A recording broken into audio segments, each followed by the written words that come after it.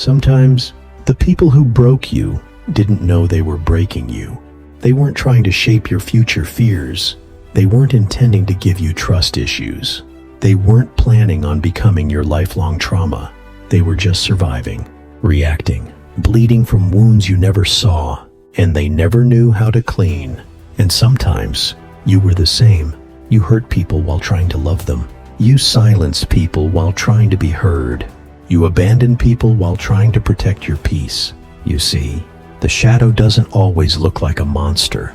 Sometimes it looks like a child, frightened, tired, longing to be safe. And when that child doesn't get love, it learns to control. When it doesn't get validation, it learns to perform. When it doesn't get security, it learns to manipulate. And when it doesn't get understanding, it learns to disappear. Most of what we call toxic is really just an armor someone grew because they didn't feel safe being soft. It doesn't mean the damage didn't happen. It doesn't excuse the pain, but maybe it explains it. Maybe it helps us see clearer.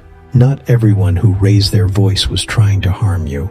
They might have just never been listened to. Not everyone who walked away was cruel. They might have just learned that love always ends in abandonment. Not everyone who was cold was heartless. They might have frozen to protect themselves from drowning in emotion.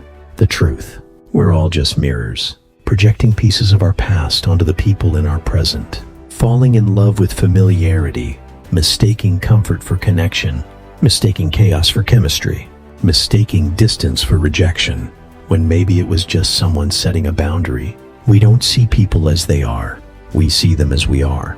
And if who we are is still hurting, still hiding, still haunted, then even the kindest hands can feel like weapons. Even silence can sound like judgment. Even love can feel unsafe. Healing is learning to stop fighting ghosts, to stop punishing the person in front of you for the pain someone else caused, to stop reenacting the same stories and expecting different endings. Healing is hard because it means admitting you were wrong about them, about you, about the story you've been telling yourself. It means seeing your own role, not just the ways you were wronged. It means realizing that your triggers are your responsibility, not the world's to tiptoe around.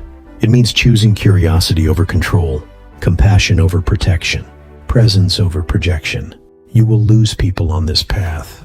You will outgrow relationships built on shared wounds. You will shed identities that once kept you safe. You will disappoint people who loved your unhealed version, but you'll find something better. Peace that doesn't come from perfection, but from honesty.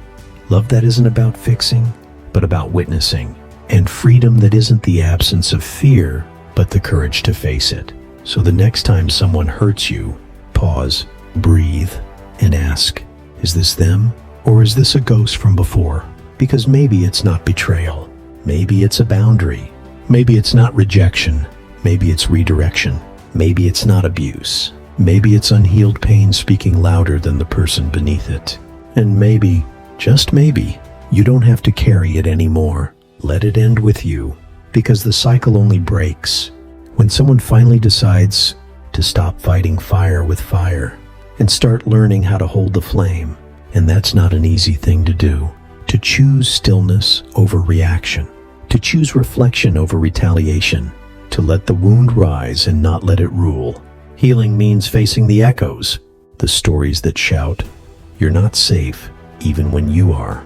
It means learning to tell your nervous system, we're okay now, we're not there anymore.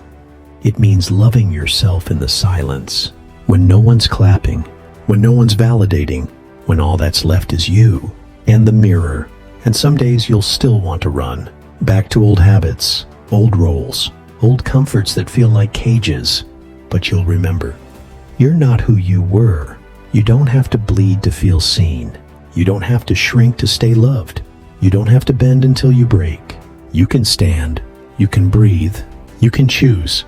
Because breaking the cycle doesn't just free you, it frees everyone after you. Everyone who's watching, everyone who's learning how to live through you.